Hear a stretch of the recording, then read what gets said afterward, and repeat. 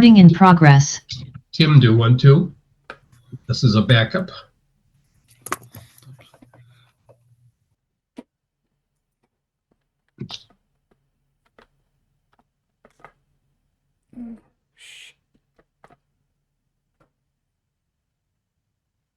Go ahead.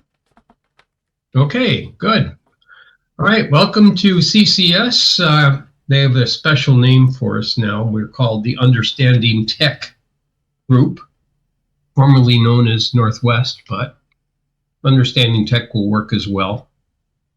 I have several things that it makes a little bit different. I'll share some of this with you right now. Let's see if share works. Okay, we'll share this first. This is one thing that's a little bit different than previous meetings. I have a new dock in my office, but I also happen to decided to use a direct Ethernet connection tonight instead of trying to do it via my Wi-Fi, which the Wi-Fi isn't bad. It usually connects at 160 megabits per second or something or better on 802.11n on 5 gigahertz with channel bonded 40 megahertz. It's usually enough, but just to make sure everything was rock solid today, I'm running 1000 based Ethernet, and it seems to be doing pretty well.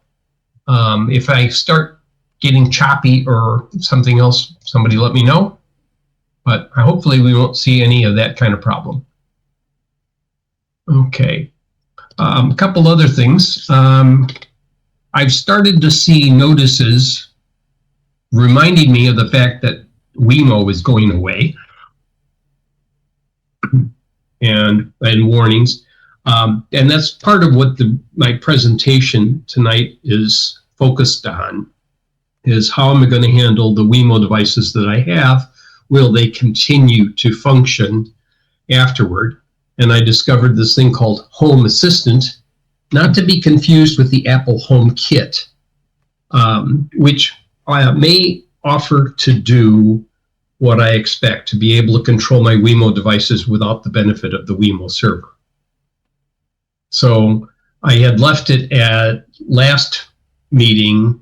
I had found this thing called Home Assistant, and I'd ordered one, but I hadn't yet deployed it. But I had to do some work in preparation before actually doing this. And one of the things I wanted to do was to put all of my devices in particular order of in my DHCP reservations.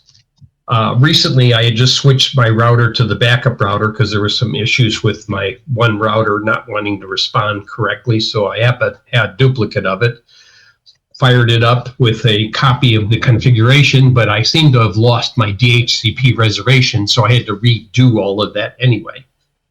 And here's some of what I got to see when I did this. So, unfortunately, when my router sees a new device, if it doesn't advertise a name specifically, it seems to want to call it a Wemo device, when in fact it really isn't a Wemo device. So these are the devices that the first 10 of these, or so, 11 of them, are Wemo devices that are here. They have different names for things they control. Other things that I have are my Bird Buddy, and some of my Rokus were established, Nix Playframe. These are the TP-Link switches and the hub, and I have a couple of the Blink devices associated, and my Ting sensor that I have assigned addresses. So I assigned the groups of addresses. So originally I used to have my IP map start at over 100. I moved it down to 70 and said, okay, 70 through 80 something are going to be the switch devices, and 90 going to be a couple of the other devices. And then I let the IP, then the other guys just sort of fill in all over the place. And you'll see some of these are duplicated from ones above. Other ones are other ones that showed up from who knows where. So all told, there's about 70 to 80 kind of devices that are on this network, on multiple access points. Sometimes it shows these things that they're connected via a LAN, but that's because the router is confused when the other devices connect through another access point, which is connected to the LAN. So it just thinks, oh, these are LAN-based. They're not really. Most of them are wireless anyway. So I had to do that first and get them organized. But I also happen to, let's see if I got the router logs here. Let me pull that up. Router status report. Yes. That's the status report. That's not the one I want. I want the other. And I probably won't have the thing that I'm looking for. Router map. Let me look here. Bear with me a second.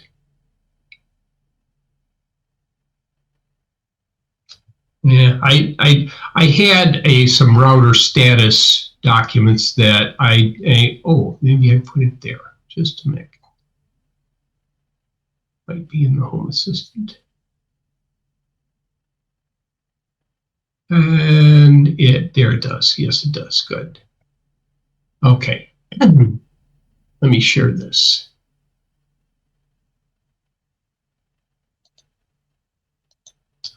So on some of these devices, I started looking at some of these addresses where they're talking to, okay, to try and see and I was able to determine several of the Wemo servers by looking at this. And they happen to be Amazon-based servers is where they were. Because I would basically fired up a Wemo switch, turned it on or powered it up, and I could watch it handshake with some of these by watching the router logs. And I determined, okay, there's a couple Amazon servers out here which are holding the Wemo software, but it doesn't seem to be any specific name that I can determine. It doesn't resolve to an internet available name, so there must be some private name that's been resolved that way. But anyhow, that was one of my possibilities on my last month's presentation, was to maybe replace the guts in the Wemo switch to have a different brain. And if I did have a different brain, then who knows, maybe I could have it programmed to not use those servers. But tonight's meeting is basically about the new, let's see, that's not what I want. Yeah, good. All right. Is to the migration to the Home Assistant, which I did fire up. And tonight I'm going to actually show, here's some of the screens that showed up as I deployed this thing. What is the Home Assistant? It's this small green box, which is basically running a Linux. And it's running a specifically tuned kernel, although you could use it as a generic Linux. It's tuned specifically to do the management of all these home devices. After I hooked this thing up and I had to gather in my Wemo devices, those came in right away. My other devices had to be manually installed. But as the Wemo devices showed up and I started using the Home Assistant to control them, I noticed how much faster it was to turn devices on and off. I could click, click, click, click, and then go on, off, on, off, on, off. I think, wow, this is a lot more responsive by having my local control here.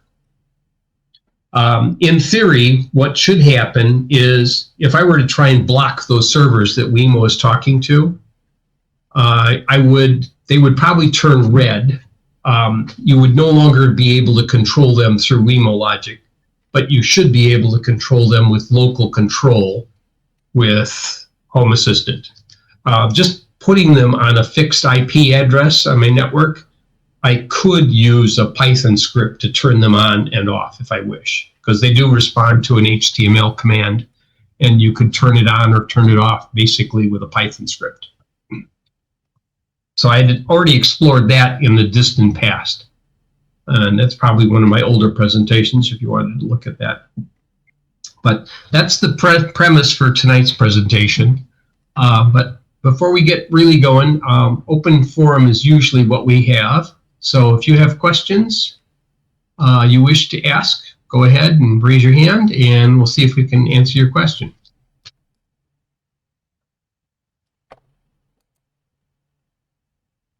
Go ahead, Dennis. So that list you displayed, that's from your router? Yes. Showing all the devices. So nothing from that, in that list, you don't have the ability, if you identify one of those things, to what it goes to, you don't have the ability to like rename it in there, right? It's just. Oh, I have renamed them. Okay, if you set up a DHCP reservation, you can put a new name on it, but it doesn't always take it. If it has its own idea of what it thinks it should name it, that's what it's going to be. Okay. Yes. Go ahead, Tim. Okay, I'm going to just interject here.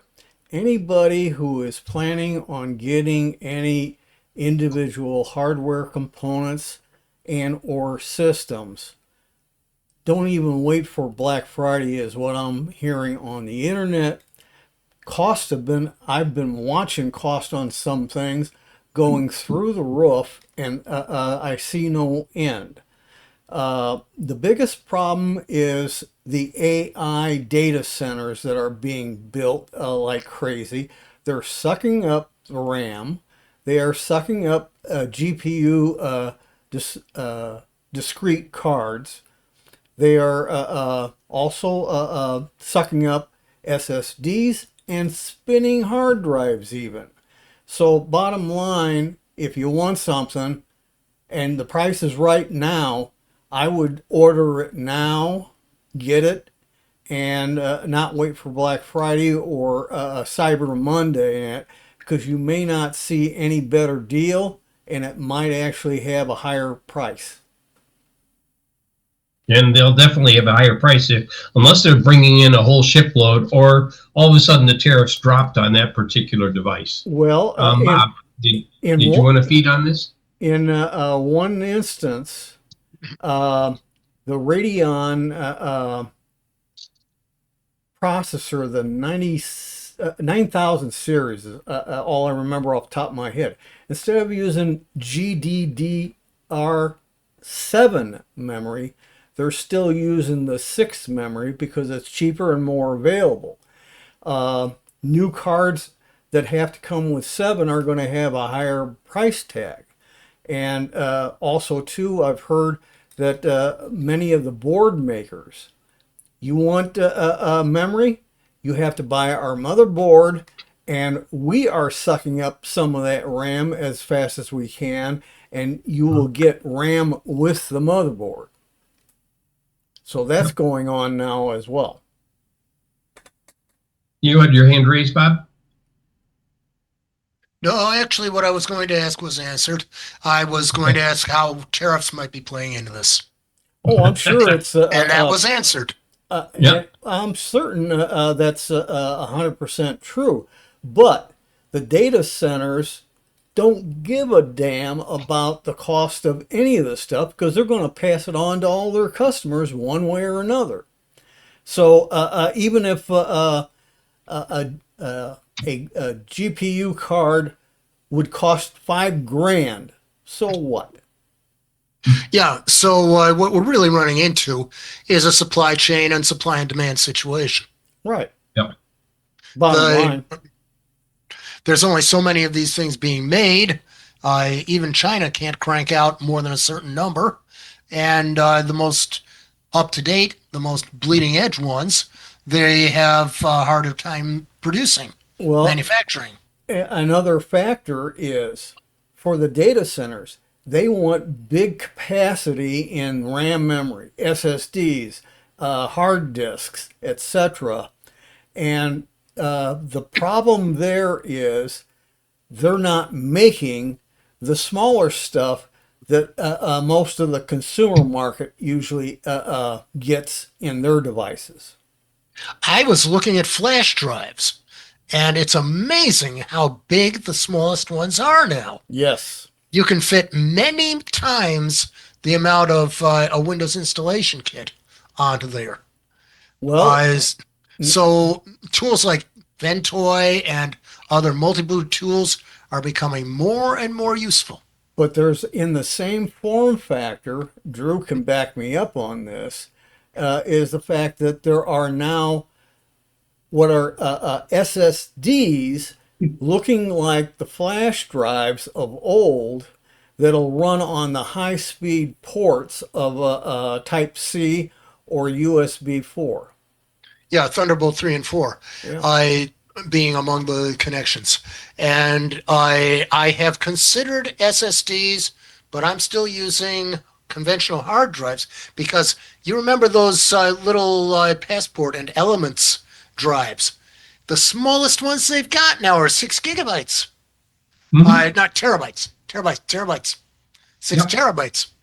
Whereas they used to be 2 and 1 terabyte. Now they're up to 6. In the same form factor. So why do I need to buy these great big huge desktop drives anymore? Nope, you don't. They're smaller. The other way to look at it also is if you don't really need a full-size desktop. I've always been enamored by the small form factor PCs. A friend of mine wants to replace his Windows 10, so he got one of these, another of the SER5s. I installed Windows 11 on it, or it was installed basically, but I hooked it up and set it up for him. I have to deliver it to him and transfer his files, but this was much different than my previous SER5. The one that I ordered was a Ryzen 7 5800 with 16 gig of memory and the appropriate Radeon embedded graphics adapter. This one is a Ryzen 7 7800 with 32 gig of memory and also a terabyte drive. Yeah. And it did not come on with Windows 11 21H2. It came with Windows 11 24H2. So I did not have to go through a lot of the upgrade headaches and pain, and so just right out of the box it installed. The downside, Windows 11 wants to install with a Microsoft identity now, and they've done their best to try and make it as impossible as they can be to do it with a local admin. Yes, Bob. Along those lines, 2 things. One, I'm considering getting a laptop to replace my Chromebook that I converted to Linux, and that Chromebook is starting to show its age in terms of not being powerful enough to do everything I need to do in a live presentation, in a Zoom meeting, in a hybrid meeting. So in looking at these laptops, some of them have the kinds of specs that you used to get only in a tower, and only if you added components to that tower. They've got 32 gigs of RAM. They've got the NPU. They've got very high speed stuff. I'm just wondering, do they run really hot? And I think they do. Well, If it's an Intel processor, for the most part, they do. AMD is the only one I'm considering because Intel does run hot, and they have had problems with their processors at least through 14th gen, and now they're not even using generations. no. Yes. Everything after the 14th gen is ultra core processors, and for AMD it's Ryzen Pro 2 to 300 series processors. They contain an NPU. Yeah, sometimes they're also called the 7000 and upward. It depends on, the nomenclature drifts a little bit between 300 and 7000. Right. But the 7000 series is what I've been looking at because those are the specs they give for laptops. Oh, But the reason I don't want a mini PC at this point is because I need something mobile. Well, If you want something mobile, you got to be careful with a lot of the units, because I just bought a laptop a couple months ago, And I was looking at all these different laptops. There's a lot of them out there. If they have greater than 16 gig of memory, look carefully because they've been upgraded by someone else, and you have a 30-day warranty on it. You won't get a year warranty on it. You won't get a 2-year warranty. You'll get 30 days because somebody else did the upgrade, opened the case, put it in, and you don't know what kind of spec components they did, and the manufacturer is not going to honor the warranty on it. So I was looking at Dell's, I was looking at Hewlett-Packard's, I was looking at Lenovo, looking at a whole bunch of them, trying to figure out, well, I want at least a Ryzen 7 or its equivalent. 7735 HS is the one I have here with Radeon graphics, and it runs 3.2 gigahertz. It's got 16 cores. It's pretty darn fast. It's as fast as some of the other machines I've looked at. It's got a terabyte, and that's what I wanted, pretty much it. And if I want to put in a second M.2 drive, there's room to put a second one in. If I want to crank this thing to 64 gig, there's room to do that. But I'll crack the case after the warranty expires, and then it'll be my problem. Well, But I don't want to buy a problem if I don't have to. another factor is I'm seeing in YouTube videos, the creators of them starting to show that they are replacing old towers that they've been using for years and years with the mini desktop units. And the only thing they don't do is their primary units that are used for video editing and other fancy stuff for the creation of the YouTube videos. So they're getting more and more into the minis as well. And if they're giving the performance of those systems in their videos, and from the sounds of it, those minis are handling a big load. I even saw one guy that was creating a home server. He used 2 different makers minis. One for, we'll call it the front end loader of the operating system and stuff like that. And then 4 other minis by a different company that cost a lot more money, but only up to about $300 a piece at the time he bought them. And they perform Proxmox with lots of virtual machines on board, as well as OpenSense for firewall, and another one that has Kubernetes on it. So he replaced probably one big tower with about 4 or 5 mini computers to do the whole same job. Well, the important thing on the minis is they use less power individually. And if you can afford to have one of them go out and you have to, you still have the other 3 running and you can continue to do something, that's a benefit as well. But there are more components involved in the entire system, so by definition it will have lower reliability. The nice thing about these current crop of AMD ones is they are all coming with the AMD Adrenalin software to performance change your graphics chip. I found by turning on the performance, all of a sudden all of my windows were much snappier in terms of operation. The display, moving them around, everything just sort of ran a lot faster. And I've left it on both the laptop and the minis that I've had. I've turned on the AMD Adrenalin. The nice thing about some of the, at least with the Lenovo laptop, I've noticed that if I'm running in battery mode, it reduces the number of cores it uses to about 3 to 4.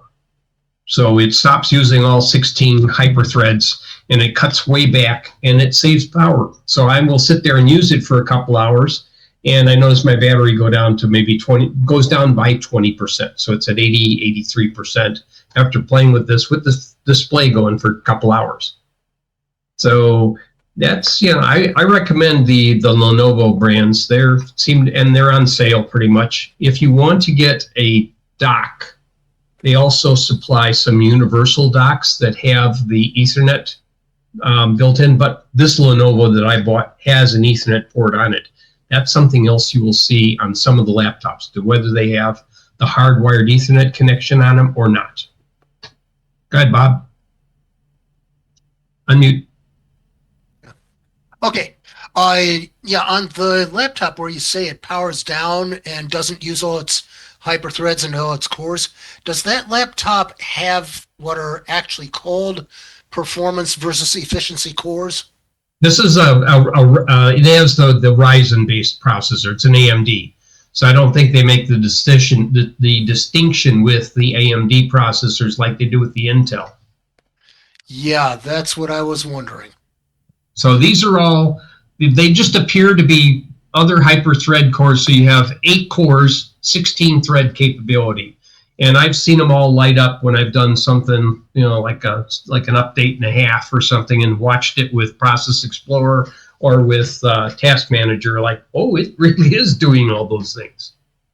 Yeah. But it seems to be more than content to be able to run, and even when it's running full speed, plugged in, powered up, this thing does not run hot. And that's the important way. You have to realize these things typically power off of a 65-watt power source. You can crank it up to maybe, I think you can put a 90-watt power source on these things, and you could then overclock if you wanted. But I fail to see the benefit of doing a lot of overclocking on most processors, particularly in the laptop where you have a problem getting heat out of a machine to begin with. I mean, I've had a lot of Intel laptops in my time, and this is probably the coolest running laptop I think I've owned. And that's important if you got it on your lap. You don't want to cook your top your knees. Now, granted, I would have liked to find a 32 gig unit from the manufacturer. Would have loved to be able to just buy it that way, but they didn't offer it. That was kind of weird that almost all of the manufacturers I was looking at on the manufacturer sites could not find a 32 gig laptop. I've seen Dells that the company brands Dell that are 32 gig. Yeah, there are a few, but the price goes up commensurate. They're well over $2,000 each, $2,500 up. I mean, that's what I used to look at for paying for a laptop, $1,500 to $2,000 for a reasonable machine. This one set me back about $700 and change, plus the dock was another $200 that I added to it. And the dock is nice because it gives me all the possible ports I want, 10 gigabit USB-Cs, whatever I want to run on this thing, I could probably plug into. It adds the multiple display ports and HDMI ports. So if I want to run 3 or 4 displays, plug them in, let them rip. I did invest in a wireless mouse just because I got tired of jangling the cord all over the place. And I said, well, it's on sale. And I thought it was like $6. And the nice thing about it is, if it will cooperate, no, it's not going to cooperate here. Yes, it will. I'm going to force it here.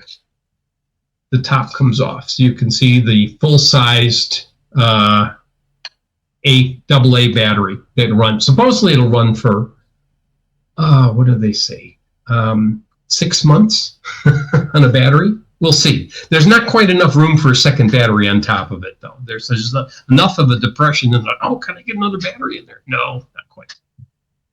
But all told, I've been very happy with the performance of this. Have not had any problem with drivers updating. Have had less of a problem with any of the Windows updates.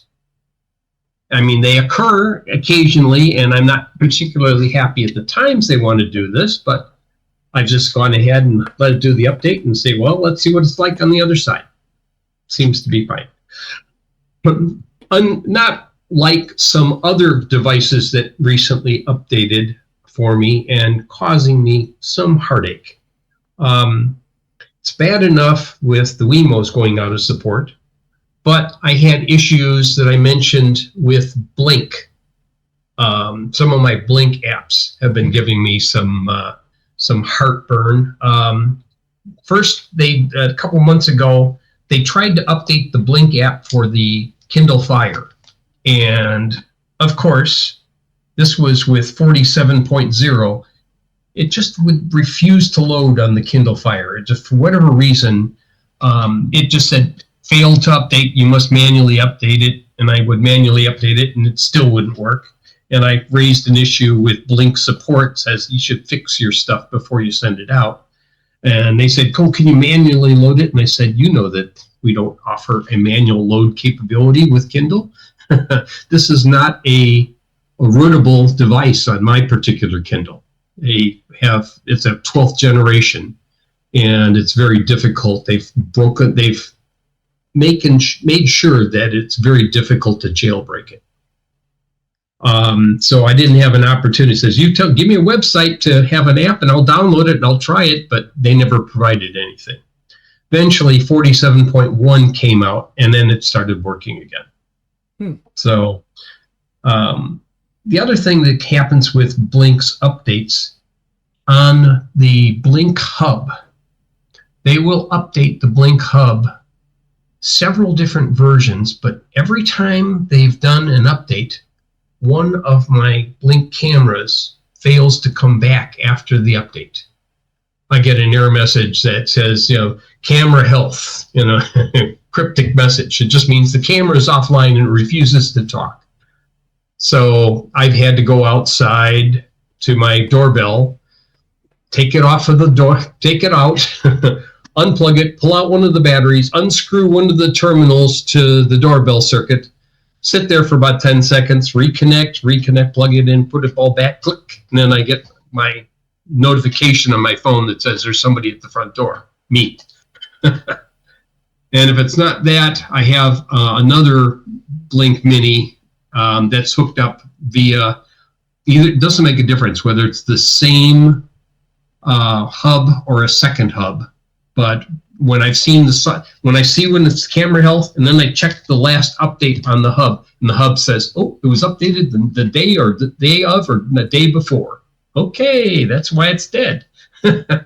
Power cycling the Blink Mini seems to bring it back. Strange. I don't know. Has anybody else had similar problems updating software on devices? The only problem I've had recently with Windows is trying to get some of my units to actually upgrade to the 25H2 from 24H2. And I understand they're doing a slow release of so many per week or whatever. That way they don't get their servers overwhelmed. And that's the critical feature. But at the same time, too, if I really wanted to push it, I have the 25H2 ISO, and I could do a in-place type of upgrade with it. I'm trying to remember if I've been offered it yet. Yes, I have. On one machine, it's offered the 25H2, but I haven't decided whether I want to attempt to download it until I can make an ISO for it.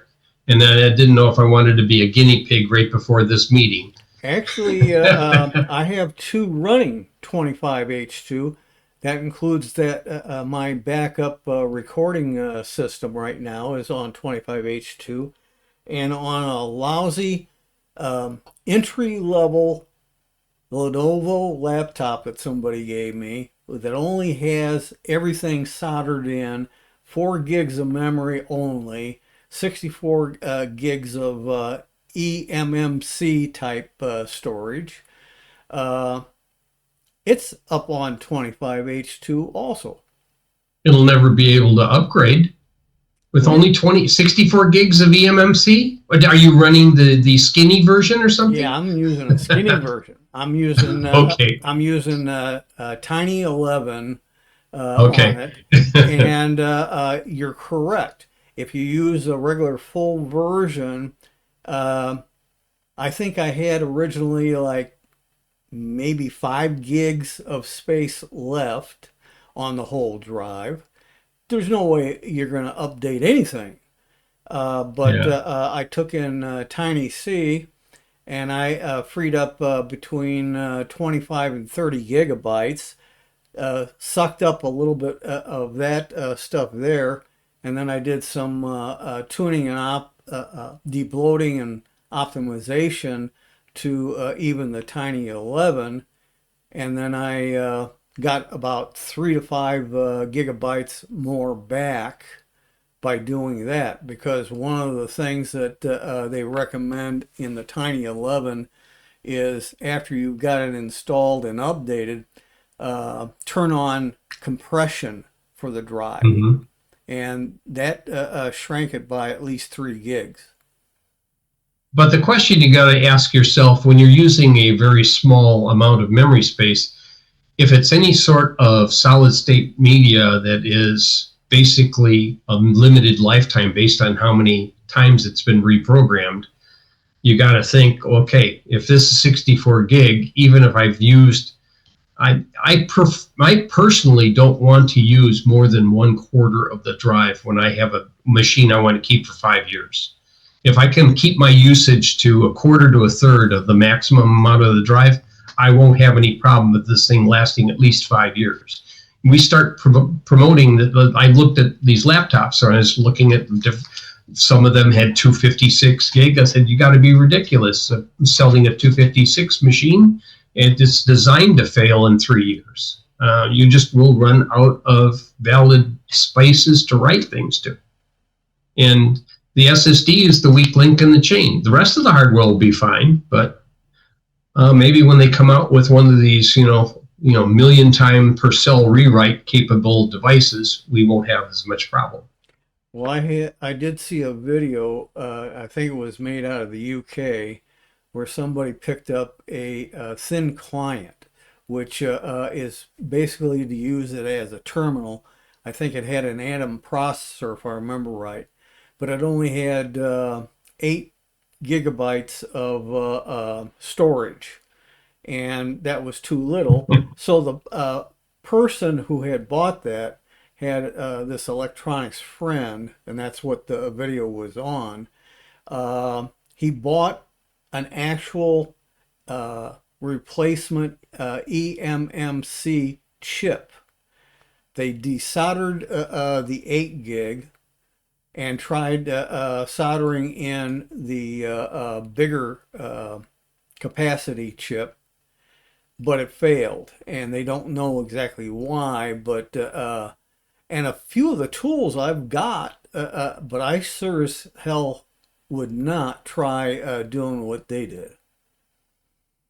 Yeah. A lot of it, you got to be careful when you put additional larger devices in to make sure that they properly decoded the address line so that you could map the entire device. That had been a restriction on many long time ago, 40 years ago hardware.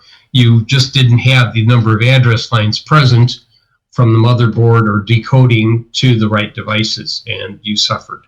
Well, this one looked to be the same pinout, but I have a feeling if it wasn't a case of a mistake made, it might have been the internal BIOS that didn't know how to handle the bigger device.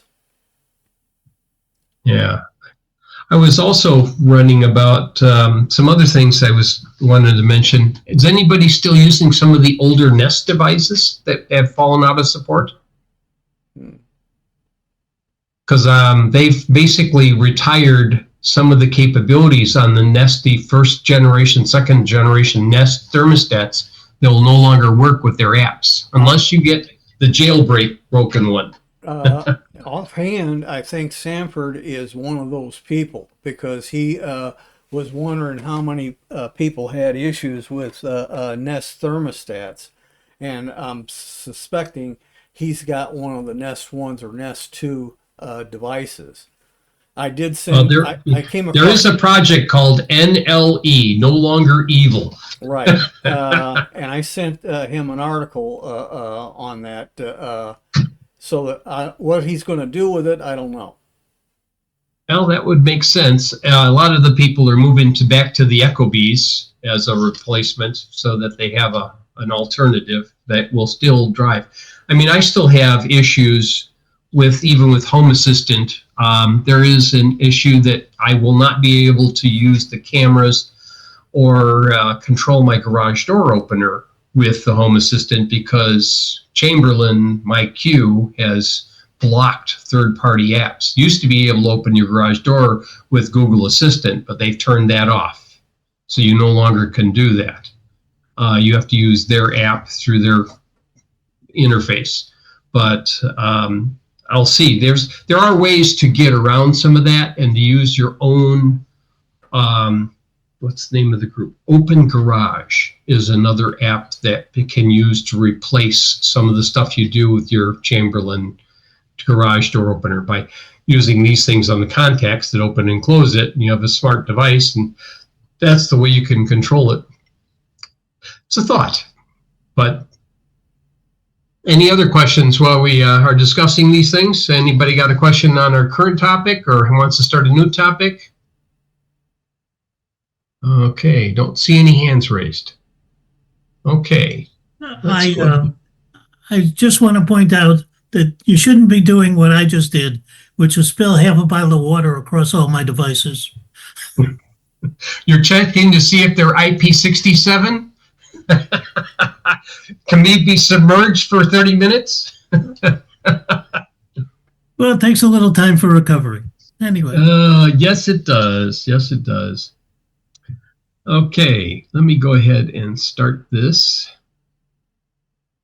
All right. Okay. No, it is not router upgrades and caveats like it says in the title here. Deploying Home Assistant. Okay. So basically, this is a couple of these things that are slides I stole from last month's presentation to give the starting point here. So Wemo switch leaving in 2026. Alexa and Amazon just let me know that it's going away as well in an email today. Here's my email I got today. Just after I started looking at some of this stuff, this thing came in. I thought, are you listening to me? Anyhow, when the Wemo support ends, only Wemo devices supported by Apple HomeKit or Home Assistant, although I don't see the words Home Assistant mentioned as much as they did before. I have purchased a Home Assistant and hooked it up, and now it is controlling my devices. So I will show you some of the things that it can do. I'm not going to get into the Home Assistant Yellow and other ports with this presentation. That's from last month. If somebody needs that, I can send them a copy of it as well. The important thing here, though, is the cloud support, the Nabu Casa. By adding this, then you don't have to have VPN support to get into your Home Assistant when you're out and about. So if you have the cloud support and you pay your $65 a year, they will supply a different way to get into your system. Basically, it's just like, you know, if you were just sharing your desktop or something for the functionally, but basically gives you a different web address. You log in with your credentials and you're good to go. And you can see everything in a web browser that you wanted to do from home. Okay, Wayne just joined. Good. Sorry, Wayne's been late. Okay, make sure he is joined. Okay, hopefully he made it.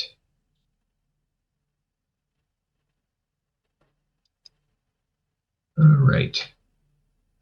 He's probably in the process of joining. Other plans that I did, I planned on assigning the IP addresses to individual Wemo switches. And it was done now, but not without some pain in doing all of the DHCP reservations. I had to configure all of my Wemo devices and update all the firmware to the latest version. I discovered I still had 2 in a sealed package that I probably could have returned, but I said, heck with it. I'm just going to provision them, turn them on, and fire them up. And I also configured them all to use the same SSID that I currently have set up in the house. If I ever need to change things, I'll leave everybody on the old SSID and set up a new SSID and then move some of my faster devices to that, leaving this one as the legacy.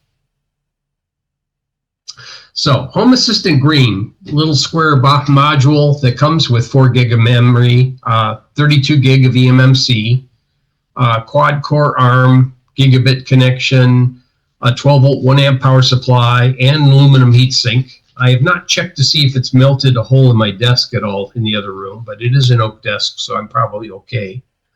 USB ports that are currently not being used. It's a reasonable rock chip quad core ARM A55. So hopefully he stayed on and didn't fall off. Either that or Wayne will try again. Oh, Wayne is here. Good. Okay. It's got 4 gigabytes of LPPDR4X, which is the low power 4th generation. I do not have the CR3022 in there to power the real-time clock chip during an internet or power outage, but I do have it plugged into a UPS. So it should be probably pretty good to handle this. Especially if it's only going to use maybe 1.5 or 3 watts. I'm not worried about it.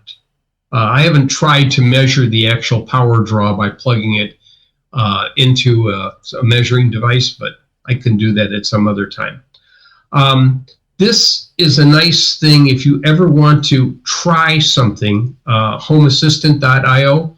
By running it, you're running into a simulated Home Assistant, so you can see how things work and can be configured and moved around within the restrictions of a demo version of the interface, but it can be done and it will work. So there's a picture of the Home Assistant green image, okay? And it is made in People's Republic of China, but Amazon had mine available same-day shipping. So if they have it same day, I'm not having to pay a tariff on it. It was before the tariffs started kicking in.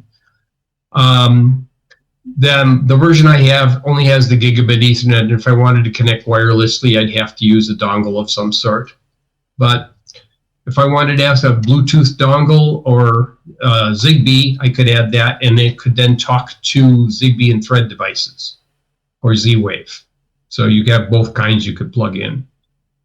This happens to be my particular Home Assistant running on the edge of a desk leaf pullout, and it was fired up there, and it hasn't been moved since. This is what they tell you on how to get it installed. Plug it in, turn it on. and now go ahead and try and access it at this address, homeassistant.local:8123.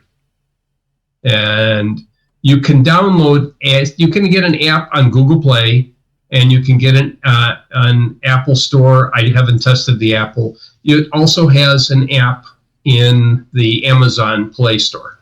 So Kindles can run this as well, which was one of the other reasons I wanted to try this. First thing as it comes up, you start to see the screen says, okay, preparing Home Assistant. So it's busy doing its thing, installing, and if you click the show details, you can look, and it really looks like a Linux set of diagnostics going there, folks. So it was sat there, and pretty soon it was all up and running. While it was doing this, I also tried and downloaded a Windows 11 app. But the Windows 11 app, as I found out, is a third-party product, and it is only for local use. I mean, it's convenient, but you can just as easily load a web browser up to access it. So after it boots up, the welcome wants you to set up some basic, what can we share? How about statistics? This is pretty much like an open source project that derived this particular hardware piece. So I figured, yeah, go ahead and share. And then your dashboard shows up. Boom.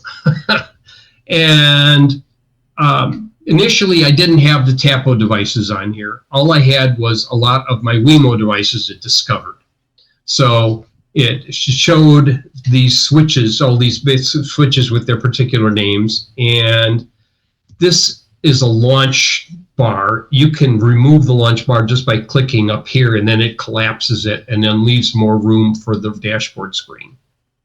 So when you collapse that launch bar, then you can see basically all of the things that I can control. Yes, it might be a little overkill, but so I have TAPO devices in specific rooms. I have I have some in other different rooms as well. I have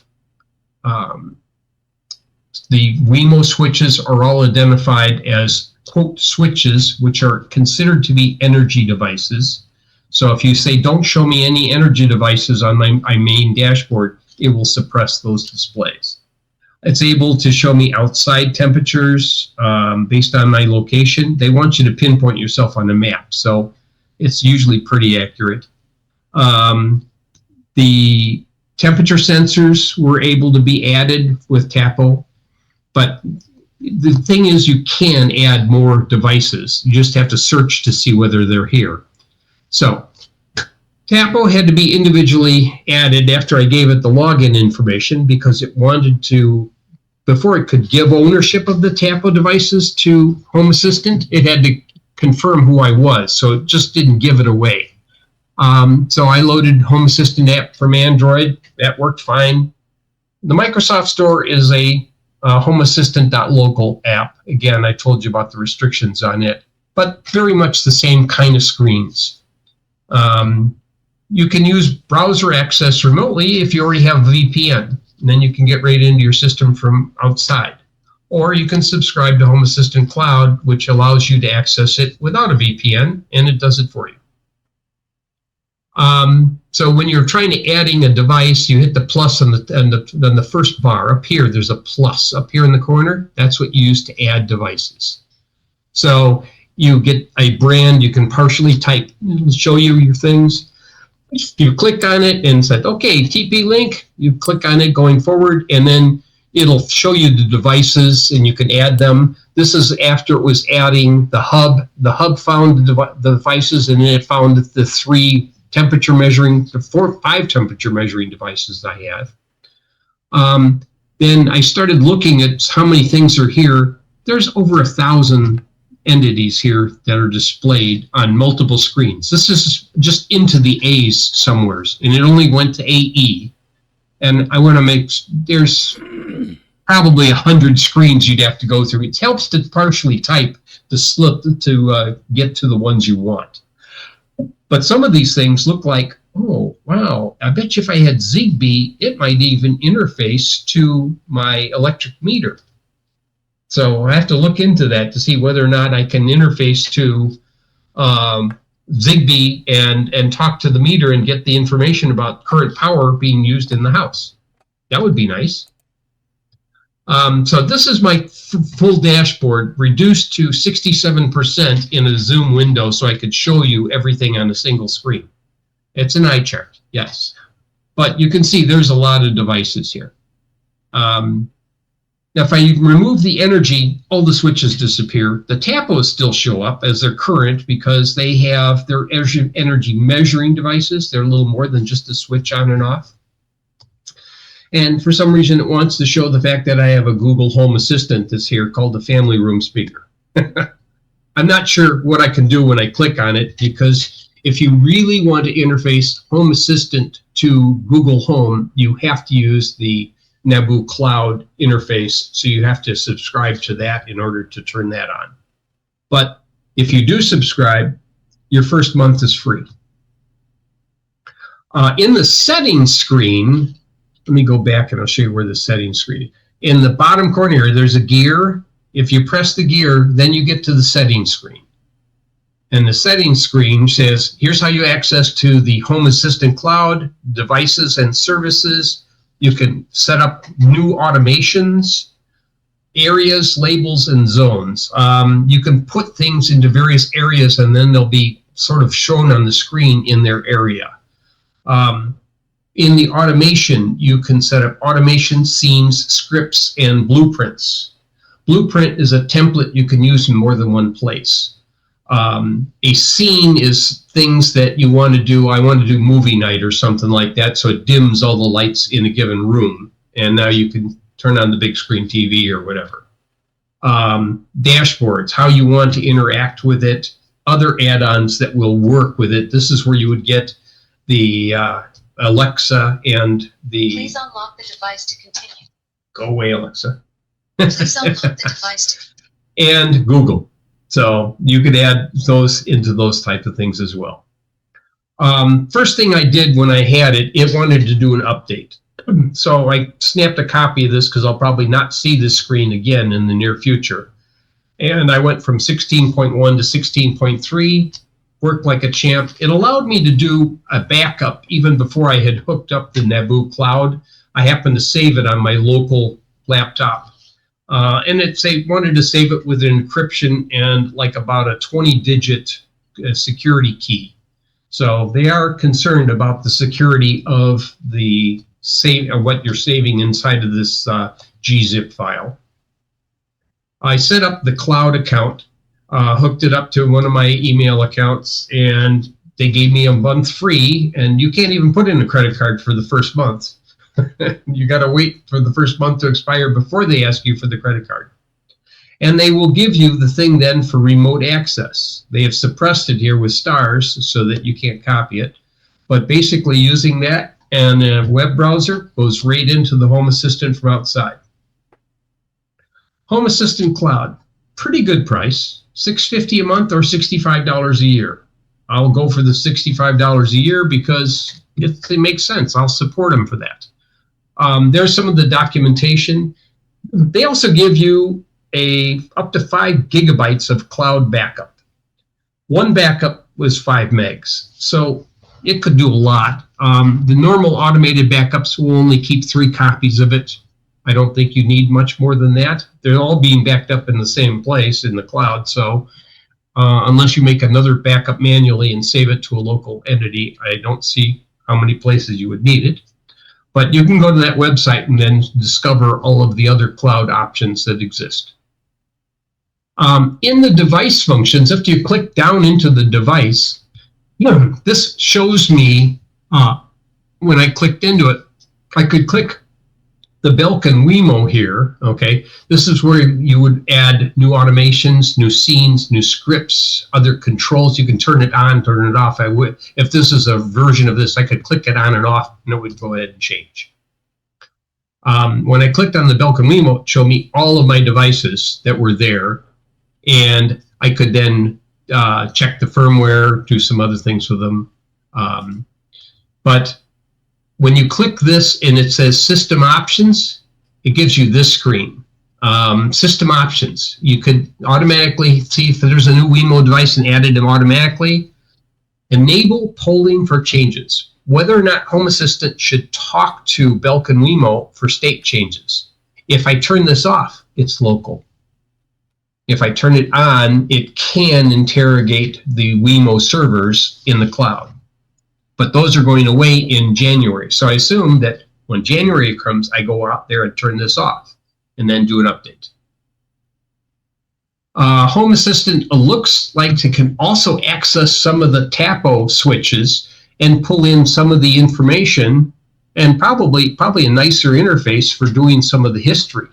So here I happen to look at one of the TAPO devices in my office and I turned it off and turned it on. I could see some of that in here as well. It also has temperature history, but I'm not sure if it's pulling it out of the TAPO servers or if it's being kept in the Home Assistant itself.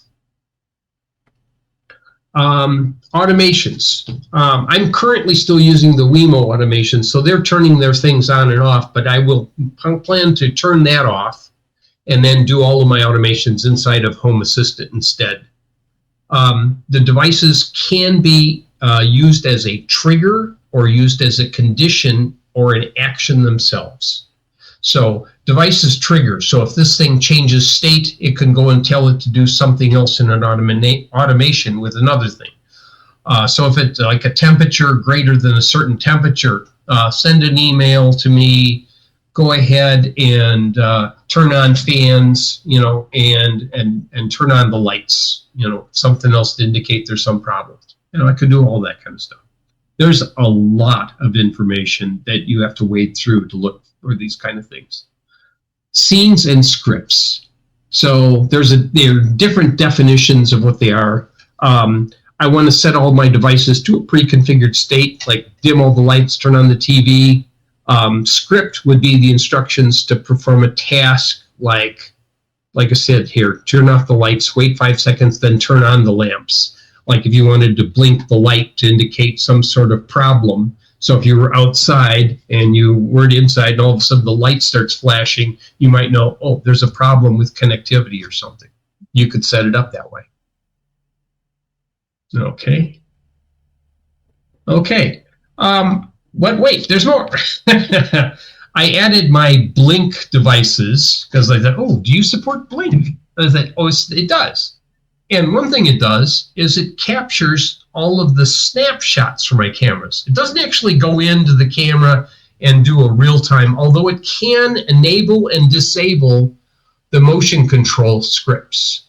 Like I clicked on some switches and all of a sudden I found all the motion control was turned on for all of my cameras and the one thing. And I said, oh, I don't need them all motion controlled. So I had to turn them off.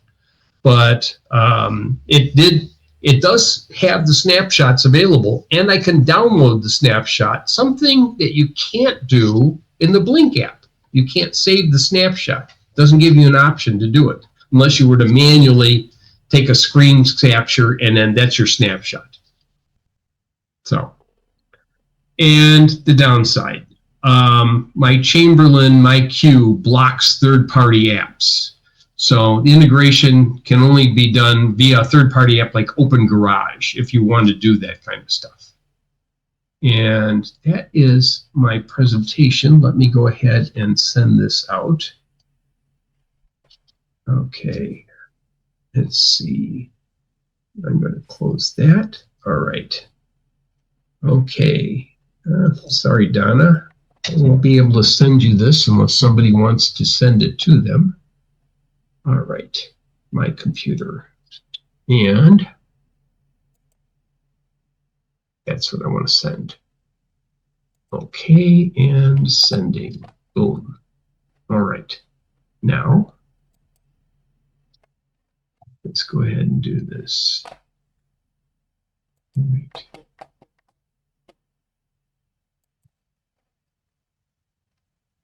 All right, we'll do this. Okay, share. And this one will do it, I think. All right, right now you are looking at my live running system. So if I want to do something like here, said, okay, how much is that particular thing used? I can click on it and I get a pop-up and it shows me that I basically haven't used anything other than idle current. If I go ahead and do something else with it, I could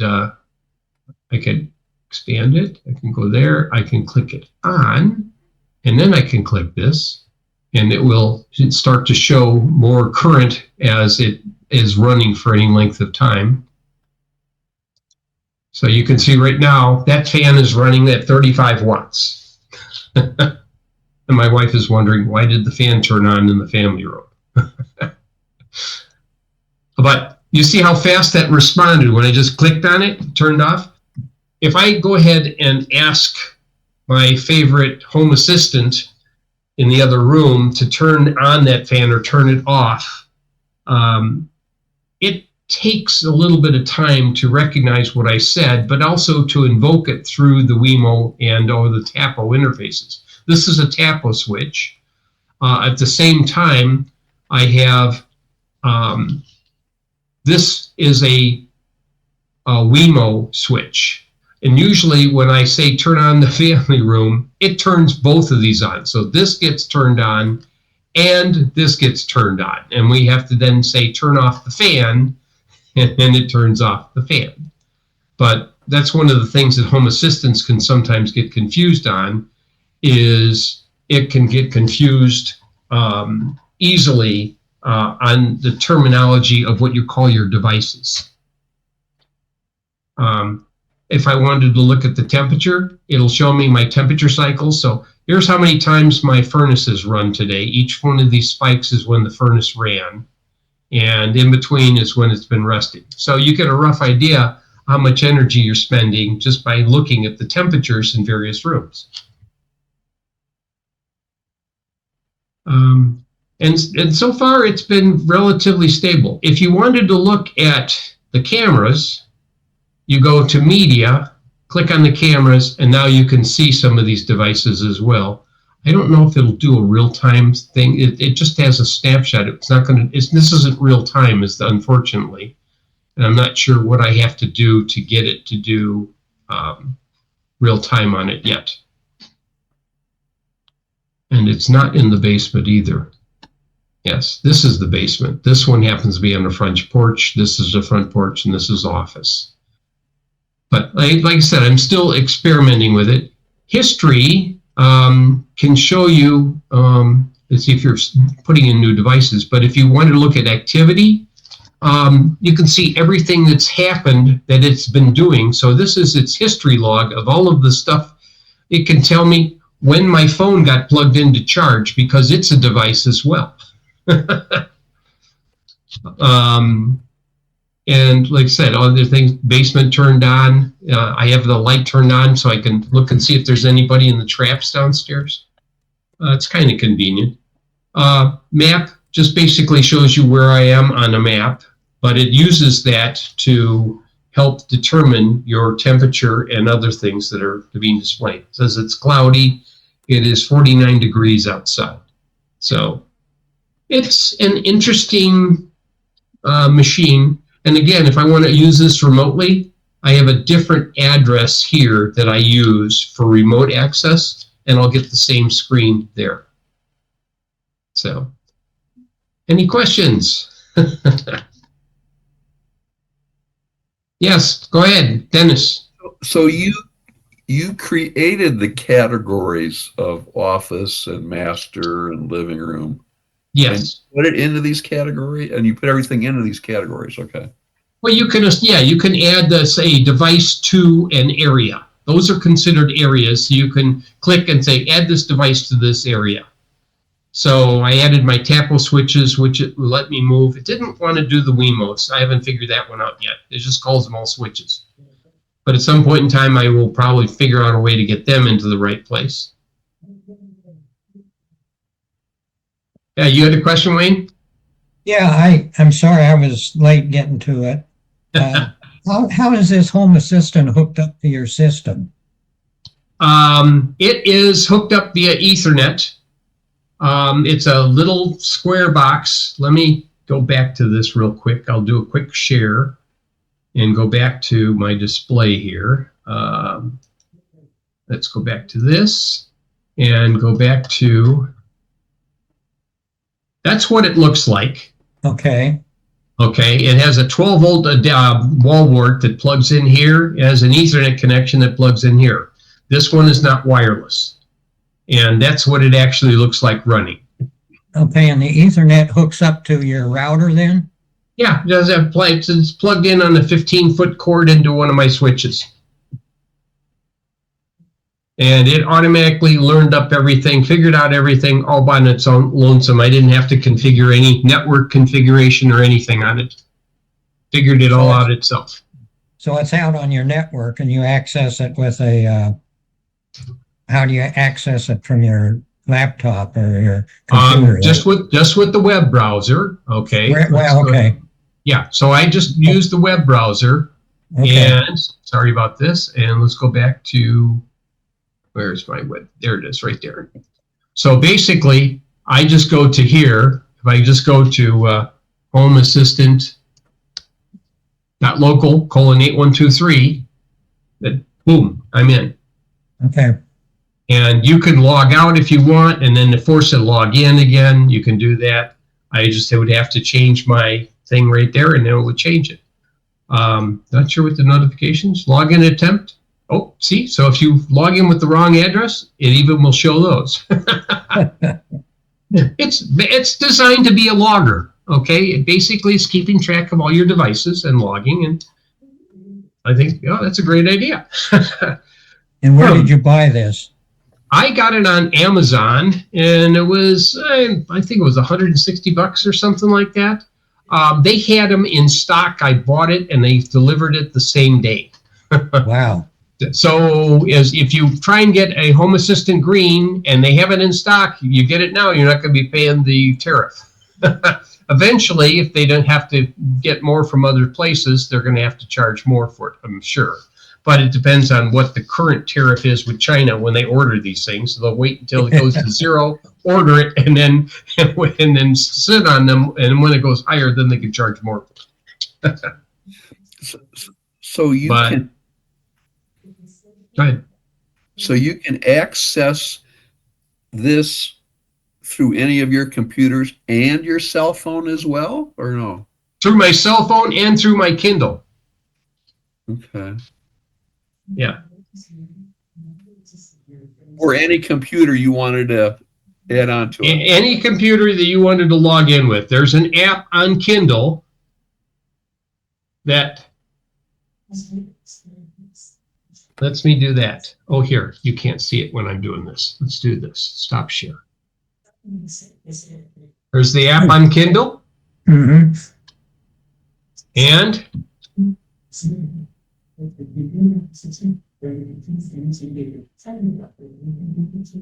on my phone. 1, 2, 3. Access. And there's like there's different pages on the phone, so you can go through the whole thing and see the whole dashboard that way. I'm assuming. And basically everything you do on the web browser can be done in the apps. The Kindle one is probably going to need a little bit of finessing if I'm trying to use it on a non-local. If I want to use it on a non-local network, like say I'm out somebody and I have connect through Xfinity Wi-Fi, I'm going to have to use either a browser to access it the same way I do when I use my laptop. The phone I have hooked up to automatically use. So I basically turn off my Wi-Fi and go in through the carrier, which makes it look like it's a foreign Wi-Fi. And then I use it to go in. I've configured it to use the remote access. So I have no problem when I walk outside. I can still look at my Home Assistant that way. And it Now, responds. all these devices that you have hooked up, they're all part on your network then? They're all here on my network, and it uses local control. So it doesn't have to support like the Wemo. I'm trying to get away weaning off the Wemo server. So I don't have to use their server because it won't be able to do changing of Wi-Fi SSIDs. It's not going to be able to get new firmware after January. But if it stays where it is, it gets anything it needs from this Home Assistant. If the Home Assistant keeps track of time and tells it when to turn on, when to turn off, then the Wemo doesn't need to know what time it is. Yeah. He doesn't have to talk to a server. The switch will just say, turn on, turn off. I don't know if the switch can tell it what time it is. I didn't look to see if that was one of the Python commands that you can actually execute to a Wemo switch at an IP address on your network. I mean, you can manually turn them off. I've done that before with Python and scripts to be able to say, interrogate, are you on or are you off? You can do that. Another thing that might be of interest to some is if you're using a Chromebook, odds are you don't have a direct way of controlling things, but you do probably have an indirect way by going to the Android store and getting the application for Android, and that may work on the Chromebook as well. Well, you may not have to do that at all. As long as you have a web browser. You have a web browser, you could probably get Chrome. If you got Chrome, you can go in through a Chrome web browser. Boom, it's done. All right. You got it working. So, I mean, that's what you do on the laptop when you go out somewhere, because the app don't work remote. It doesn't have a configuration to take in the other address. In fact, what happens if I try and use the Home Assistant.local app on Windows 11 when I'm away from home, it goes into the demo system. So this Home Assistant has like a processor in it and some sort of memory. Yeah, if you look at the presentation that I sent, at the beginning it tells you what's in the hardware. It actually has 4 gigabytes of memory. It's got a quad-core ARM processor, and it doesn't have any wireless inside of it. There's no wireless receivers, transmitters. You have to plug them in via USB if you want to support like a Wi-Fi interface or Zigbee. If you want the Zigbee dongle, or there's another type of dongle that does the 928 megahertz band for controlling some of those other devices. So signaling in the devices can go on there. But if you need Zigbee, and I imagine, like I said, if you had the Zigbee dongle and it could talk to the right thing, I didn't check to see if ComEd was in there in adding a new device. But if ComEd is in there, that means they probably support the smart meters. I wonder if it would do that. Let's see, ComEd. I do not see ComEd, but that doesn't say rainforest. Oh, it would. Okay, let me do a share on this. It will able to access these things if I wanted to. All right. It does have an interface to rainforest automation. I don't know which one it would be. Oh, it's got the eagle and the raven. I don't think I have either one of those. I'm not sure. Let's see if it does that. No, I don't have that. I do not have it. Okay, go back to here. Rainforest Automation. Rainforest Automation is the brand of the device that I have that allows me to, and I have to go back and see which one it is. Host Cloud ID installation code. There were 2 versions of it that existed when I purchased mine. I just bought the display monitor. I just said, oh, do I want the one that connects to the internet? No, I was being dense at the time. I should have gotten the one that connected to the internet, and then I could monitor my home power from anywheres and see what I'm currently drawing. If I go in there right now, it probably says, oh, you're drawing about 1,200 watts or something like that right now in the house. But it was really interesting watching something like that when I had an issue with the compressor. Compressor capacitor basically stopped working. So occasionally when it tried to turn on, it would start to draw, normally it would draw about 4,000 to 6,000 watts, but it would sit there and buzz and draw about 12,000 watts. And then it would pop the breaker or something like that. And then I'd have to go downstairs and reset it, or eventually it would start after it tried several times. But so it even has capabilities to do the rainforest automation. I suspect that it would be able to take in the power information and display it in on the dashboard someplace. And you can configure what you want to display on the dashboard. I believe you can do multiple dashboards, but I haven't gotten that far yet. I'm working on it. But this is just what I've been playing with in the last day and a half. So it's likely to change in the future and make it a little bit more functional. And who knows? We'll see what it can do.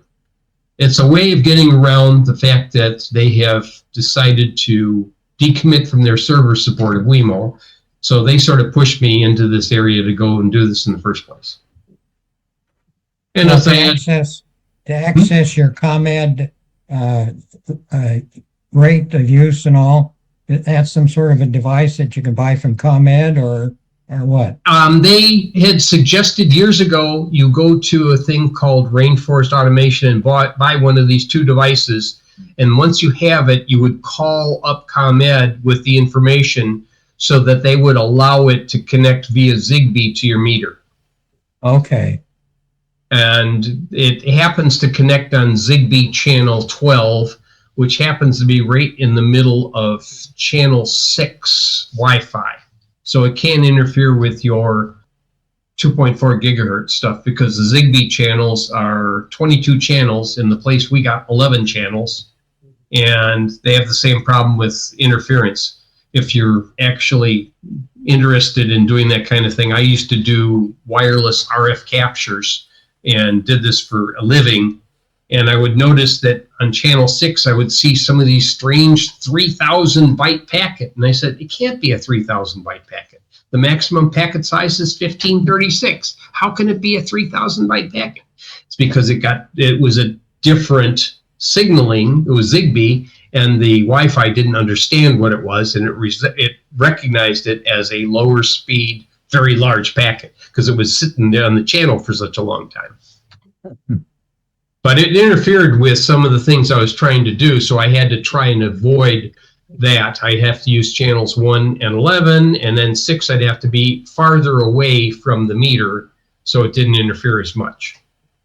But ComEd uses the Zigbee to talk from meter to meter to meter to meter to the pole.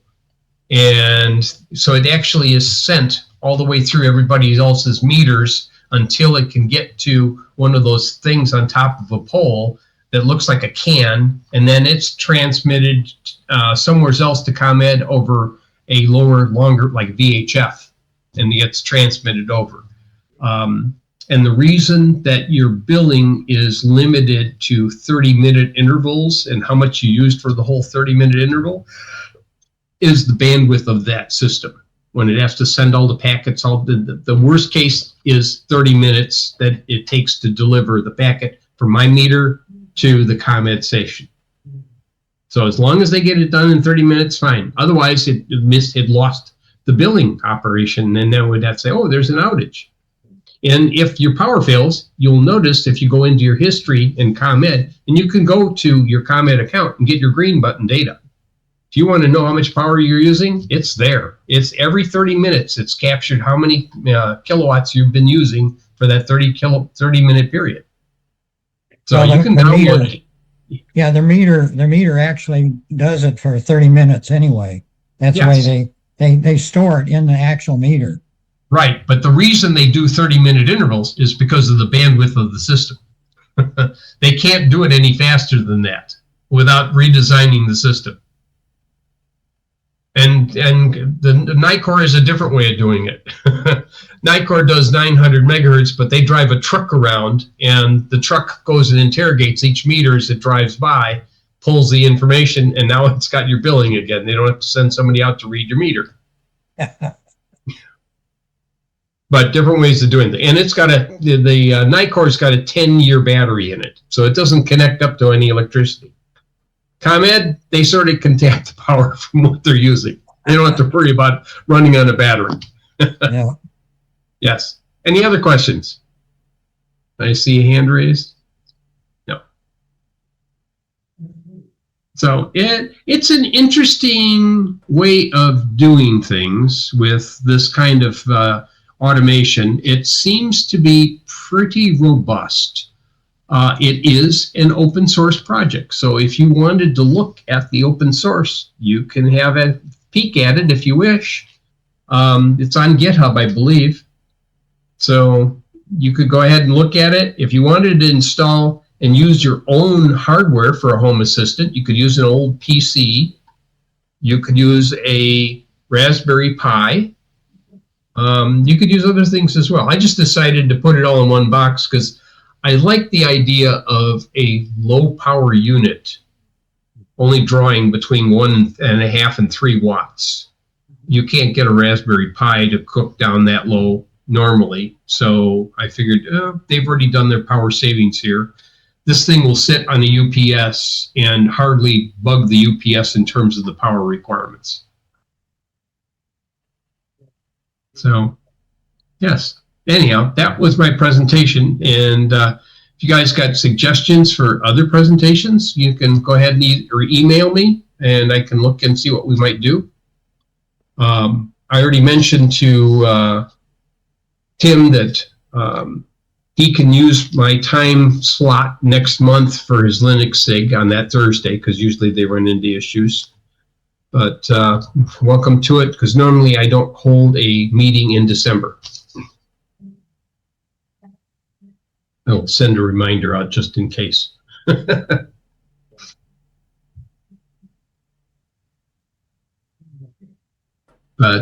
it's like it was very intuitive doing a lot of this. There's a lot of documentation that exists as well.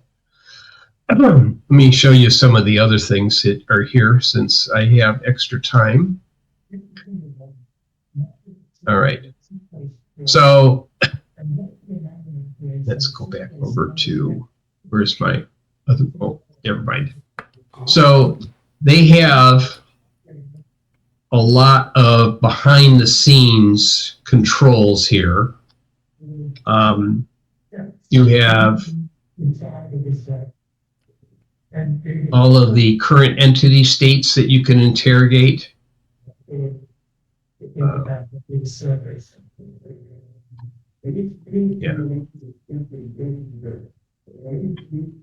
So I think I'm trying to remember what the acronym of YAML is, but YAML, which rhymes with camel, is an acronym that means yet another markup language. Okay, so if you wanted to look at things, you can go ahead and reload the YAML configuration.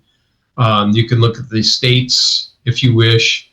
All the actions, if I had actions, they would be put in here. Templates, if I want to put in, there's a template editor and capability, and here's an example that shows how they can set up something. Okay, events. If there's any events that would be capturing the events, you can listen to them as well, send them off to somewhere else. So this is the current things that are available here. All of the things, all the capabilities of all the devices. Master battery. Oh, the battery of the temperature sensor. So actually, they do have in here in the temperature sensors. Where's the temperature sensors? Okay, there is a capability when I click on these things. One of these things shows the current battery, device info.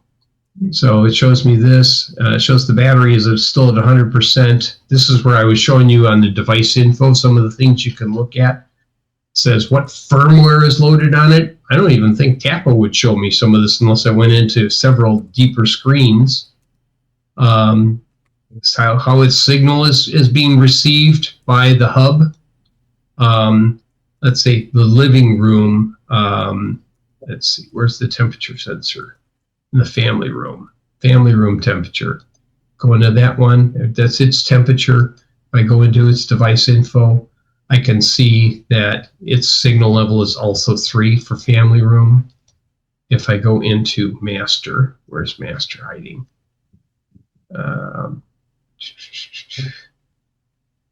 There's master, I knew it was here, master. Okay, so he's probably farthest away. Okay, and his signal level is also 3. So they all have an adequate amount of signal no matter where they are in the house. I have hit the download diagnostics, and then it basically says, saves a JSON file with all of the information that it can capture from it if you wanted it. And some of the other things is as well, like I said, the smart hub. If I click on this, it's going to make the thing do the doorbell in the other room, which I can just barely hear from here. If in case I wanted to wake the cats up, I could do that. But you can see the response of these things and how quick they come back. If I click on something, I can double click it and turn it on and off just that quick.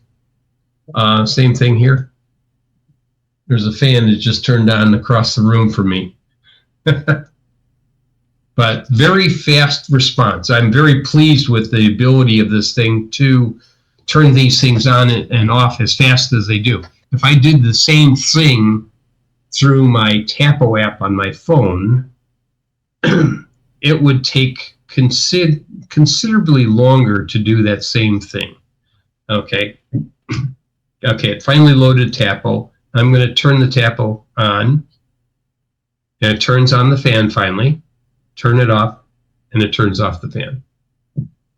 But Wemo at times would sometimes not even respond because either I had a problem reaching the Wemo servers, because probably about a month ago, I had an issue with the Wemo servers not responding, and that prompted me to go ahead and say, time to get the Home Assistant, because they're probably going to have more outages rather than less as they wind down the number of servers they need. Eventually, they'll stop talking completely.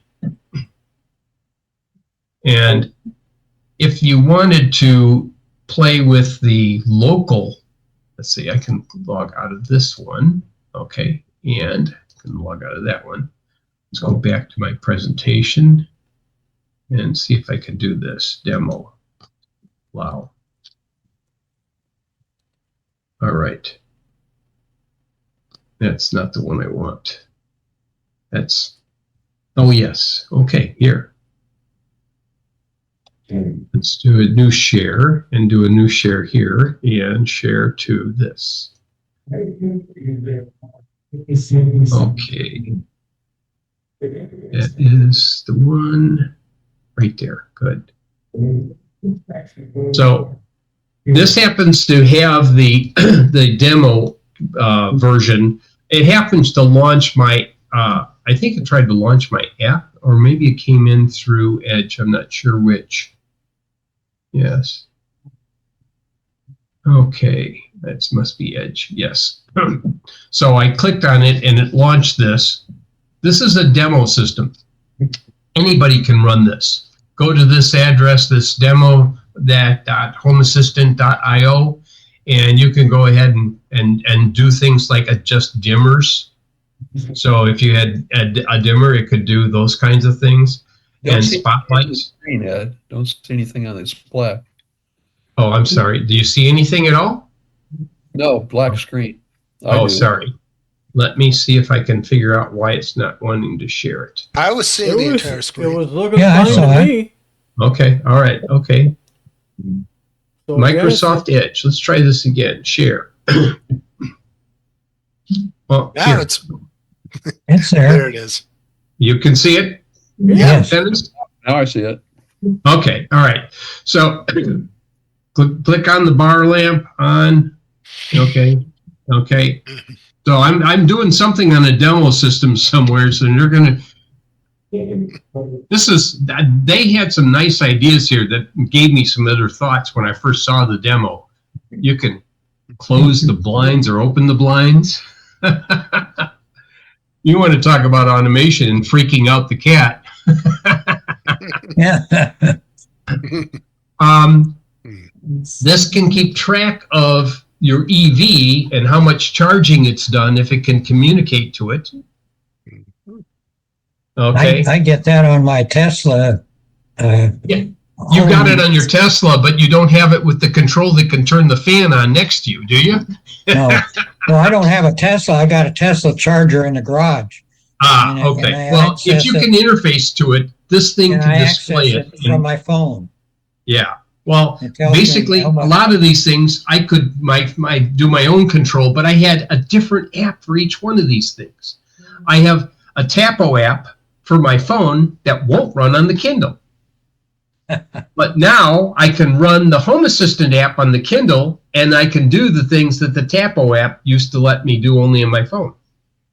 I could talk to the Kindle and tell it to turn something on and off, but I didn't have a screen that showed me the current setting and let me turn it on or off or see how much power it's using.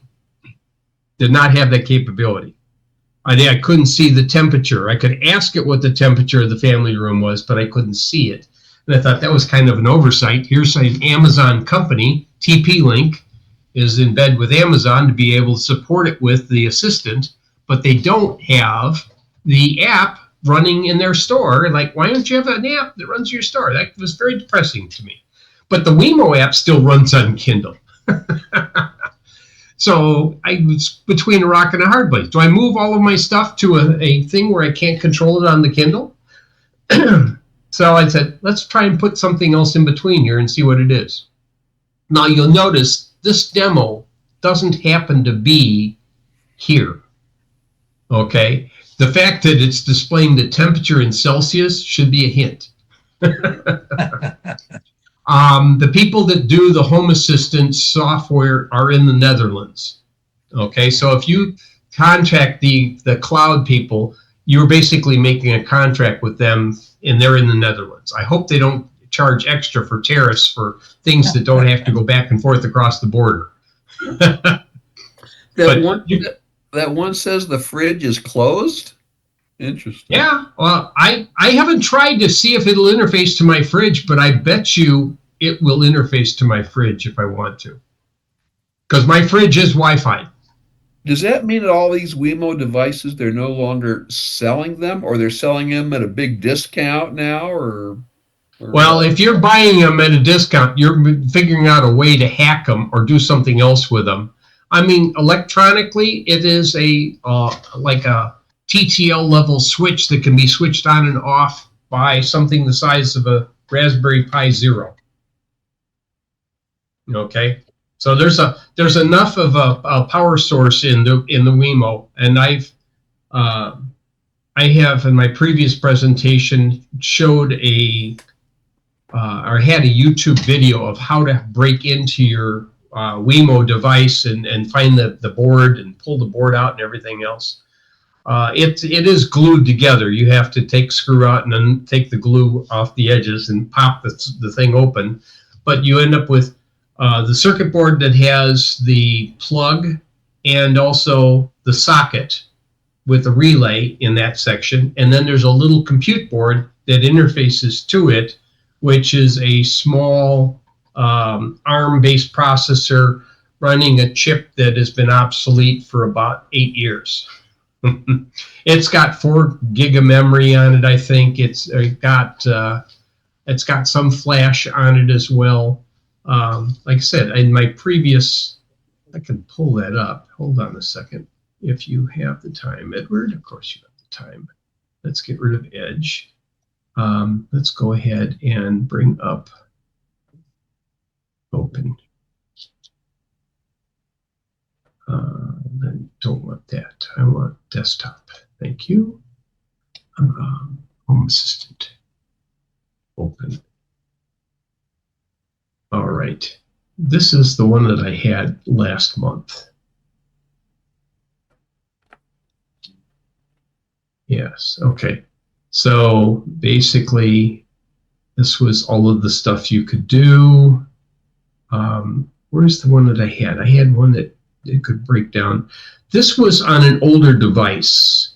If you clicked on this and went to Hackaday, it would show you the previous Wemo switch being taken apart. This was not in my presentation that I distributed last month, so I can send this one out as well. Using Home Assistant. Yeah, so basically the premise on this was to go and use the Home Assistant, but I don't think I have the, I'm not sure if I had the actual one. I guess not. I'll just have to find it on a web browser real quickly here. Okay.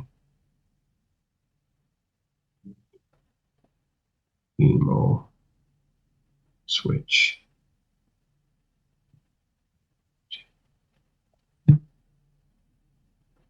Okay, good. Yes, yes, yes.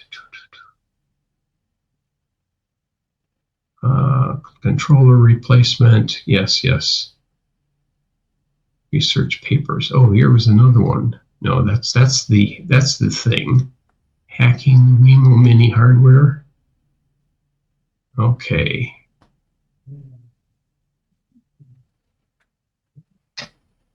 So people have done this. Okay, let me share this.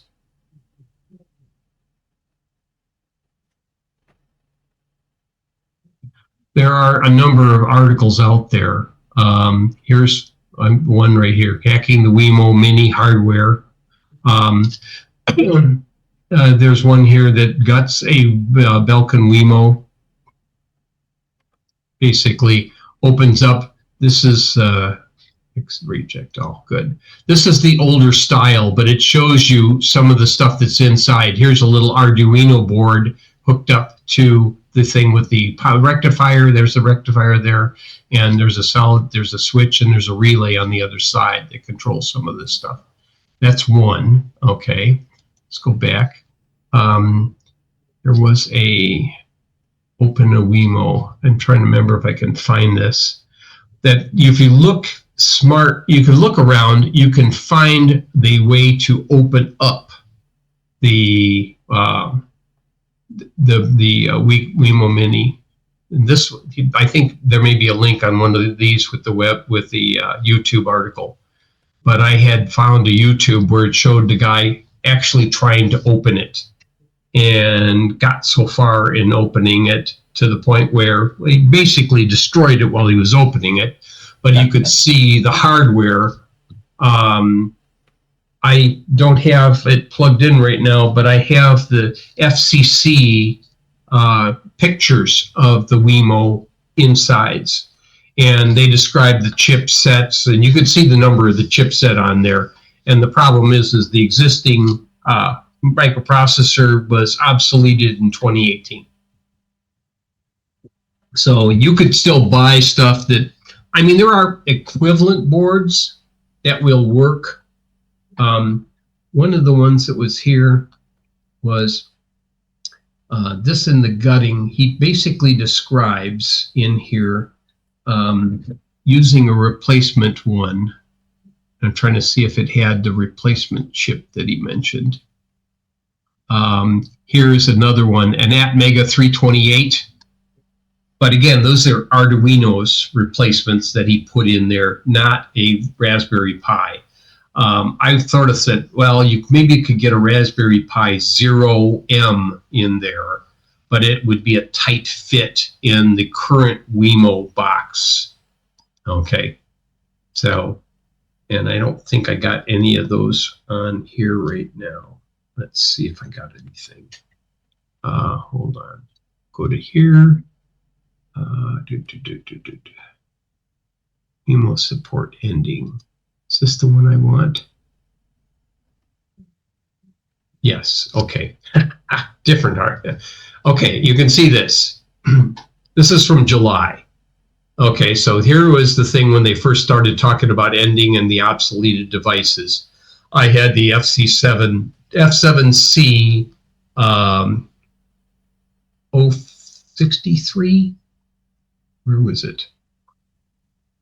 This guy. This is the ones that I have. The F7C063 Wemo Mini plugin. Okay. There's the open source link, and I looked at the open source. It is 300 megabytes in size. These are the details that showed the pictures of it. Yes, and there's how they do the vulnerability to break into it. But basically, there's the board. And basically, that's not much more than a gutted Raspberry Pi. It's got memory, it's got a processor, it's got the interface chip that interfaces to the controls that basically control the rest of the board. It does not have a place to download new firmware into. So you'd be hard pressed to put a new image into this because it does not have, at least enumerated on the board, where you would use a TTL level serial interface to download new code. And that's the chipset that is inside of the Wemo. It is running OpenWRT inside of the Wemo switches. So it basically is running router firmware in the Wemo switch. So they had a 512 megabyte DRAM chip. It had this pretty fast MIPS processor and 2.4 gigahertz Wi-Fi connectivity. So it'll run a Linux-based OS, okay? And there's a picture of the chips and the memory, okay? There's the MediaTek chip, there's the memory, You're not, and it's got the Wi-Fi on the other side, I think. Ed, you're not showing the image that you're describing. Yeah. Oh, I'm sorry. Let's do stop share, let's do reshare. Let's do that. Is that better? Hang on. Yeah. Yeah. Okay. So let me go back here. Okay. There's the controller board. Okay. Yeah, I thought it was going to automatically share anything that I had inside of Adobe, but I guess that's not true because I was already sharing Adobe. Okay. And like I said, this is the one of my previous presentations. I can post these all in the chat if you want to look at them and have fun with looking at the thing. There was, let's see, production, Android. Yeah, that's as far as it went. But these people hacked the Wemo device, okay, by connecting up here. So they were able to connect up to those points on the board and use it to make a serial interface, but it's only a command window capability. I don't know if there's any other ports that could be used to download. You might be able to do something like with a Kermit protocol to download something, but it doesn't describe an easy way, like how do I get this into memory and now flash it? Typically, with these very memory constrained devices, you have enough flash to keep 2 copies of any firmware. So you're running on one and you download the other, and then you flip and reboot and use the other side. And then if you need to do another firmware, you load onto the original side, and then you flip back, and that's how you reprogram, get a new software load into one of these devices. But they didn't have a specific port. They had to figure out how to do this, and then they hacked into it. But what I can do is I can go ahead and put all these things into the share. Let's go ahead and do this. All right, my computer. Okay, let's do the Home Assistant. Power right there. I will send that. Open. And we will send that. And then I will do the third one. My computer, go back here, go to this, go to, it's got the wrong, there we go. Wemo support ending, open. All right, and send that. So now you have all 3. If you download all 3 of those, you have all 3 presentations describing all of the stuff that I've researched on this in the past. And if you're really good, you might even want to go download all of that open source and see if you can make a copy of it. But I'm sure that it'll probably be missing some very critical component. You can probably get pretty far with the open source that they supply. But you'll probably be on your own for cross-compiler support and target support for ARM processors. I've got an interesting thing on the rainforest automation. Mm-hmm. Go to Amazon and type in rainforest automation. Okay.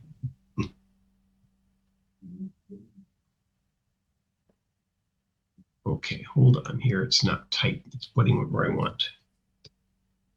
Forest automation. Automation and on rainforest automation or on the on Amazon. On Amazon. Hold on. Let me do a share. Okay, I'll pull this up. This is rainforest automation. And you said on Amazon here. There's probably Amazon. There's Facebook, eBay. Come on, where's the Amazon one? And now I got to go find it the hard way. Okay. Amazon.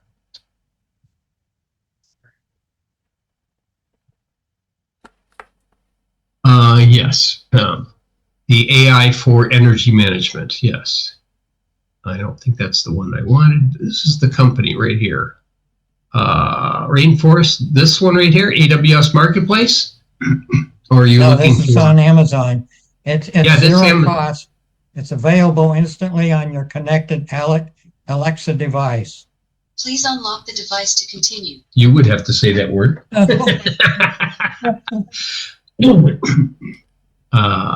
you're, With your Alexa app, you can Please unlock the actually device to continue. download. You can actually get your usage, electrical usage. in Zoom meetings, say Miss A, and it won't activate somebody's devices. Yes. Okay. So it's available on, hold on, let's go here too. So you say there's an app already for it. Well, yeah, I've got it for my Alexa. Yeah. Oh, sorry. When I did search on rainforest automation, it came up on Amazon, Uh-huh. and then it shows it's a zero cost because it's available instantly on your connected Alexa device. Well, that's only if it supports Zigbee, unless it's getting it from the ComEd green button data and accessing your thing. Says it accesses real-time information about your electricity usage.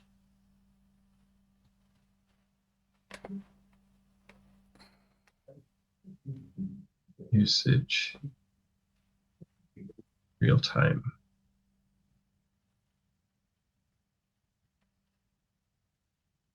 It's not coming up as an app on this thing. So I'll have to look here. So, Well, there's an app for A. hold on, let's do this. It isn't on my machine, so it may not be available on all. Okay, go here. All right, and then we'll just search here, rainforest. It doesn't specify which A device it's on, so I know Yeah. I've got an older one. Well, I'm not sure if it requires the Eagle or one of the other ones. No, that's not the one I want. Here, home energy monitor. Okay. These are all ones that connect up to all your breakers and everything. Not quite the same thing. Digital meter used for an RV. It says companion skill for the rainforest automation Eagle 200 energy monitoring gateway. Did you say Eagle? Yeah, Eagle 200. That means you had to have this piece of hardware first. Is that what it is? Yes, Eagle 200 rainforest. Remember I mentioned that you could get one that was connected to the internet? Yeah.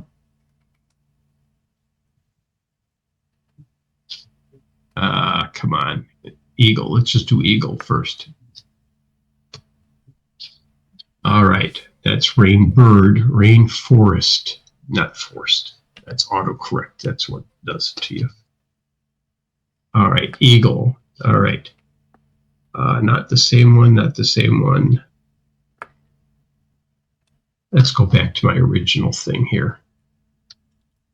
Rainforest automation. Go to their site. There's the Eagle. Okay. Okay, there's a box that is sitting there. Basically, there's no display on it. Okay.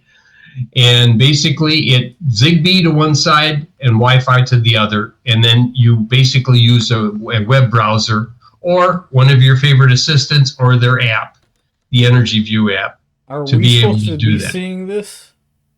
Oh, I'm sorry. It's not showing it again. Yeah. You're not sure. It says shared. Okay. Yeah. There we Share it go. again. Yes.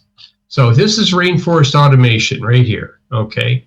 And their website. And I clicked on the eagle, and Okay. that's one of the devices that basically was the second kind of device. It cost twice as much as the one that I did. Let's see. Did they say anything about the other things here? Technology. Yeah. Smart meters, real time. AMI, yeah, real time. Eagle Gateway. They don't have the old one that I have. Yeah, Ethernet Wi-Fi 802.15.4. That right there, when you see that, that's Zigbee. Yeah. Okay. And sometimes they're built into a router of some sort. Okay. If you have a Zigbee dongle, you could probably tap into it, but to access the information, it's encrypted. So you need to have them authorize your MAC address to connect to it with Zigbee. That's why you have to contact ComEd when you do get something. That's what I'm I going to see if it figured. shows me anything on ComEd here. So they just show the Eagle. This is the one I had, the EMU2.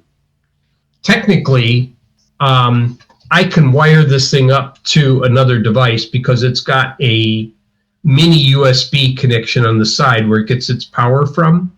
But I can hook it up to a laptop or to a, could be anything with serial interface, basically. I could look at it. I could connect to it and use it to capture all of the data instead of displaying it on this display, because it would let me do a serial USB interface, and I would basically communicate with it almost like with Kermit or Hyperterm or something like that, and I could snapshot some of the information out of it. But that's the one that I have currently. And if you want to change the cost per hour, you basically got to go to ComEd and request them to change your cost per hour, because that's downloaded from them via the Zigbee to the Rainforest Automation. They wouldn't let me change it myself. Yeah. But I figured out a way to do it. You can go into the ComEd website. Let's see, let's do this. Can you still see this? Yeah. Or did I lose my share when I opened a new window? No, it's there. Okay, good. All right, good. You can go in on yours. Oh, wonderful. Guess I can't do that right now. Unavailable due to system maintenance. Okay, if it wasn't available due to system maintenance, you can go in on ComEd and look for the thing that says show my green button data. You can download your data to a comma delimited file, and you can do it for months or a year at a time if you really want that much. You can download all that information. It's available for homes. It's also available for businesses. When you do the business, you can download both the demand and the current usage. So you can do both if you really want to investigate adding something like that. But I think the thing that's currently that was supported by the Home Assistant is the Eagle, that the first device. So, because Eagle is going to basically be Wi-Fi on one side and Zigbee on the other, and it's going to allow you the interface to connect. But in the ComEd web pages, if you buy an Eagle, how you go ahead and set it up and put in the information about it, and then let them give them a day and a half, and they will turn it on, and then it will start talking to your meter. And when you do have one of these things hooked up to your meter, the meter display is different than if you don't have one. So if I walk around to the back of your house and I look at your meter, and I watch the meter display as it flips between the different displays it has, normally it just sits on the one, and it goes to the next one, and it goes to the next one. When you're reading it with a Zigbee device, it says busy in between. It's a busy in between each display. like, oh, what's it doing? Well, it's communicating to your device, letting it know in real time, and it stops displaying when it's doing it. But that's one thing you can do as well to do that. All right, so we can do the stop share. Okay. Very good. I think that covers most everything. We have any other questions before I go ahead and stop the recording? Okay, I will stop the recording here. Recording stop.